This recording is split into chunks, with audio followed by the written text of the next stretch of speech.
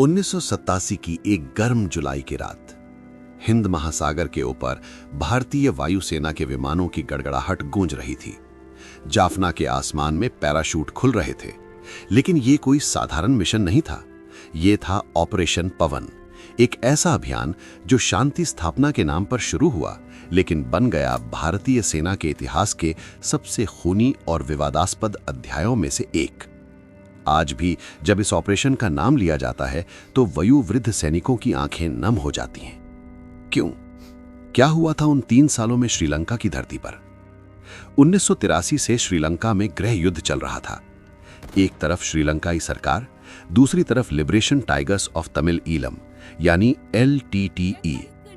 तमिल अल्पसंख्यकों के अधिकारों के लिए लड़ने वाला यह संगठन धीरे धीरे एक खूंखार गुरिल्ला सेना में बदल चुका था। हजारों निर्दोष तमिल नागरिक मारे जा चुके थे।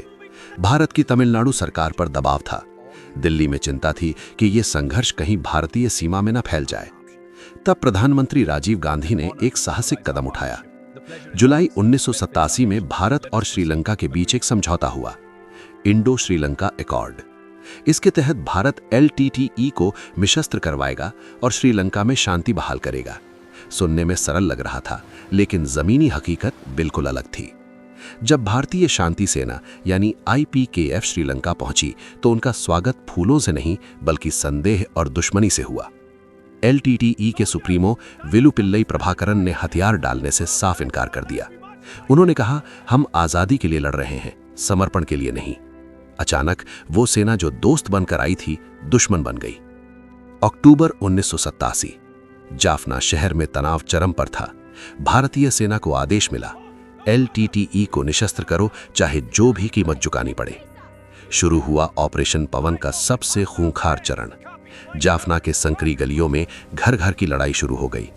LTTE के लड़ाके आम नागरिकों की तरह दिखते थे। कौन दुश्मन है कौन नहीं, ये समझना असंभव था। भारतीय सैनिकों ने पहली बार ऐसे गुरिल्ला युद्ध का सामना किया जहां दुश्मन छिपा हुआ था, अदृश्य था। LTTE के पास आत्मघाती हमलावरों की एक पूरी टुकड़ी थी।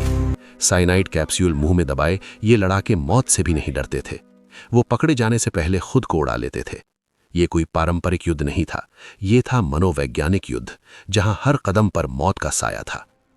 महीनों तक जाफना में गली गली युद्ध चला। मकानों की दीवारें गोलियों से छलनी हो गईं।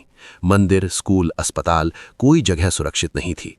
भारतीय सेना ने शहर को घेर लिया, लेकिन LTTE के लड़ाके भूमिगत सुरंगों के जरिए बचकर निकल जाते थे। हर रात स्नाइपर्स की गोलियां सीमा चौकियों पर बरसती थीं। हर सुबह किसी न किसी जवान का शव मिलता था। फिर आया नवंबर 1987। वल्वेटीथुराई में भारतीय सेना ने LTTE के सबसे बड़े ठिकानों में से एक पर हमला किया। यहां प्रभाकरन खुद मौजूद थे। घंटों की भयंकर लड़ाई के बाद भी प्रभाकरन बच निकले। भारतीय सेना के लिए ये एक बड़ा झटका था। दुश्मन को पकड़ना तो दूर, उसे ढूंढना भी मुश्किल हो रहा था। 1988 आते आते स्थिति और बिगड़ गई। LTTE ने अब खुलेआम भारतीय सेना पर हमले शुरू कर दिए। बस में सफर कर रहे सैनिकों पर ग्रेनेड फेंके गए।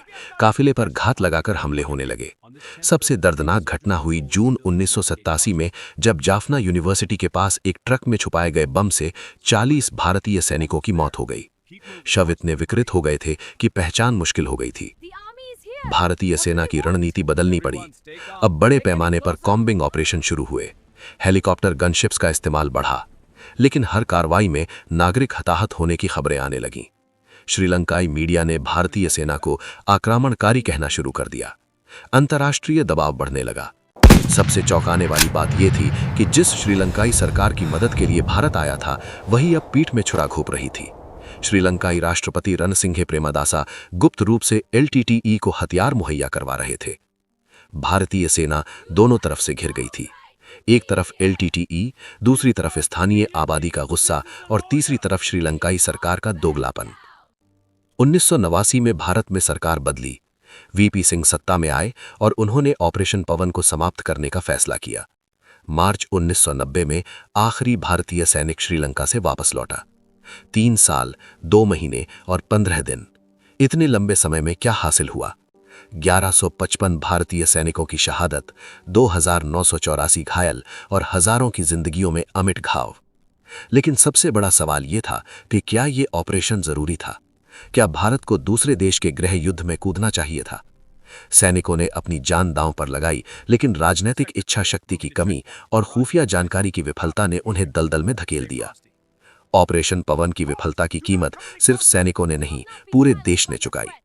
1991 में श्रीपेरुम्बदूर में एलटीटीई की एक महिला आत्मघाती हमलावर ने राजीव गांधी को मार डाला। वही राजीव गांधी जिन्होंने शांति के लिए ये पहल की थी, वही एलटीटीई के खूनी बदले का शिकार बने। आज जब हम पीछे मुड़कर देखते हैं तो ऑपरेशन पवन एक कड़वा सबक है। सैन्य ताकत से हर समस्या का समाधान नहीं हो सकता।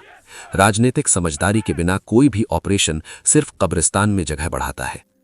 उन 1155 जवानों ने अपने देश के लिए सर्वोच्च बलिदान दिया, लेकिन उनकी शहादत को इतिहास के पन्नों में दबा दिया गया।